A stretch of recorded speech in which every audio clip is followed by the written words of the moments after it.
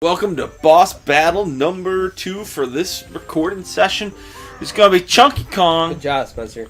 Woo! So, did you know, to most people, Jaws 3D is a terrible, stupid movie that is easily the lowest point in the Jaws series, and arguably one of the worst atrocities mankind has ever visited upon itself that didn't involve autotune or nuclear fusion.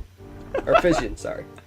It is a movie with exactly zero quality ingredients, and I am sure it owes the majority of its box office receipts to the fact that the average ticket price in July 1983 was $3.15. Which is honestly... Look at Chunky is like praying to this thing not to kill him. Anyway, keep going. Which is honestly on the low end of what most of us would pay to watch a giant shark eat people in jamboree slacks.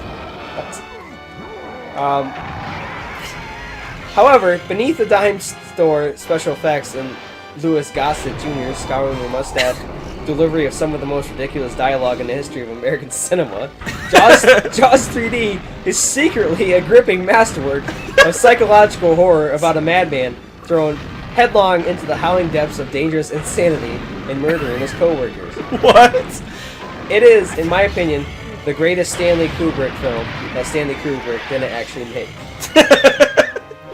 So here's 5 reasons why Jaws 3D was not bad. Jaws 3D was the one with Dennis Quaid being all sweaty, right? Yeah. Okay, yes. That's how I forever will remember that movie. It's just the Dennis Quaid sweat fest. Number 5. The shark tortures its victims mentally and physically, like a serial killer. First of all, the shark in Jaws 3D doesn't just show up and eat people like your grandmother's Jaws. Jesus. Because that would be ridiculous. No. Every death in this movie is a cold, deliberate killing of both body and spirit. The first victim is a guy who, without question, was voted most likely to audition for every single cop show in the 80s by his graduating class. Look at the picture of him. He totally looks the shark, apparently wielding the eternal wrath of Poseidon himself, skins our man alive, which logistically doesn't even seem possible, considering that the shark is supposed to be 35 feet long, and Magnum P.I. over there... and Magnum P.I. over there is maybe 5'11". That's some precise chewing. Does he really skin him alive? God, I have not seen this movie in a long time. The shark would have had to sit there for half an hour, carefully peeling the man's skin off like fried chicken. Only serial killers have that kind of patience, like Dexter. Oh my God, he does! Jesus. I don't remember that. Look. Jeez! Oh man. The shark doesn't even eat the body. It leaves the corpse more or less intact to be discovered in the most horrifying way possible by prison smooching a teenage girl. Oh yeah, that's right. It like floats up. Yeah, I do remember that actually. Glass. Later on, an English crocodile hunter type guy tries to Yeah. defeat the shark, but ends up tumbling into its mouth like a stupid dumbass. But rather than simply bite the man in half with its Truckosaurus teeth, or swallow him and be done with it, the shark just lets him sit there and drown as it slowly crushes him to death against the roof of his mouth. I do remember that! Oh my God, that messed me up as a kid. Like, you remember that where like he's pushing his tongue up against the roof of his mouth? Oh, no. And the dude was inside the shark's mouth and was like drowning him? No. I do remember that. That gave me nightmares. In one last desperate stroke of hopeless terror, Crocodile Hunter scrambles for a grenade to try to blast them both into merciful oblivion. But the shark delivers a fatal crushing squeeze that pulverizes Crocodile Hunter before he is able to pull the pin. It's like how his name is just Crocodile Hunter. And when his ribcage burst, he probably inhaled a lungful of water involuntarily, so he got to enjoy the agony of drowning while his organs I liquefied. just died. I don't know why. His dead body then gets paraded around for the remainder of the film, perfectly visible inside the shark's mouth and frozen in a Black Power salute. Oh my God! Oh my God! At the end of the movie, the shark corners Louis Gossett Jr. in a flooded control room with 2 members of his staff, his nephew and some random white lady. I guess I was doing the right thing, I just wasn't. Wait. Okay, the shark explodes.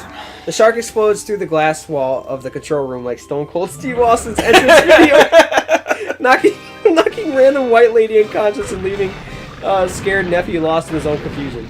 Fortunately, Lou Gossett's Lou Gossett powers render him immune to both sharks and drowning, so he perfectly adapts to the split second to the catastrophe and remains in complete control. However, the shark is closing in on his 2 employees, and there's only enough time to save one of them. Like the Jigsaw Killer, the shark is forcing Lewis to make a horrible choice. Is it personifying the shark like it's an employee? Yes, he's personifying the shark as a serial killer. This article is very entertaining. So, like the Jigsaw Killer, the shark is forcing Lewis to make a horrible choice. Help his nephew or assist the unconscious woman.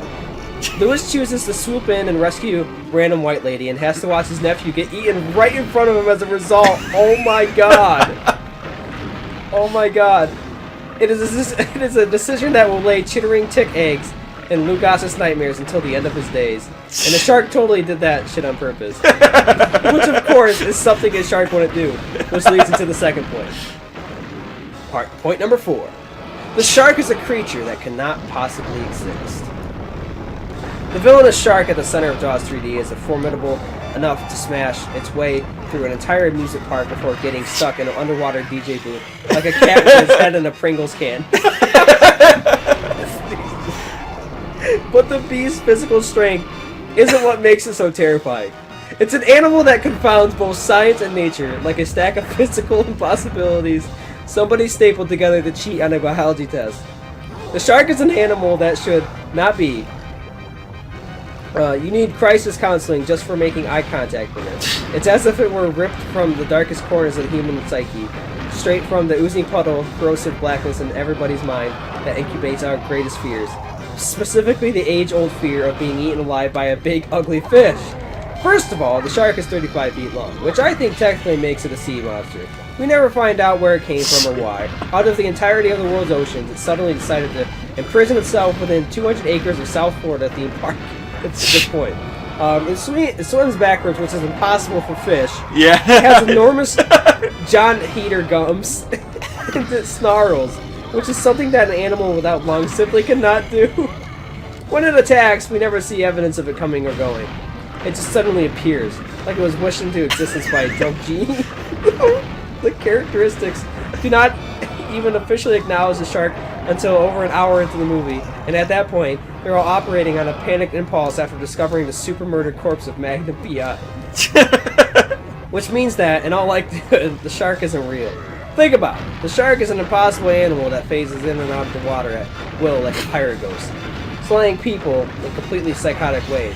It might actually be a figment of everybody's imagination. And in reality, the people of SeaWorld are succumbing to paranoid homicidal delusions, killing each other and blaming it on a killing each other and blaming it on a shark lord.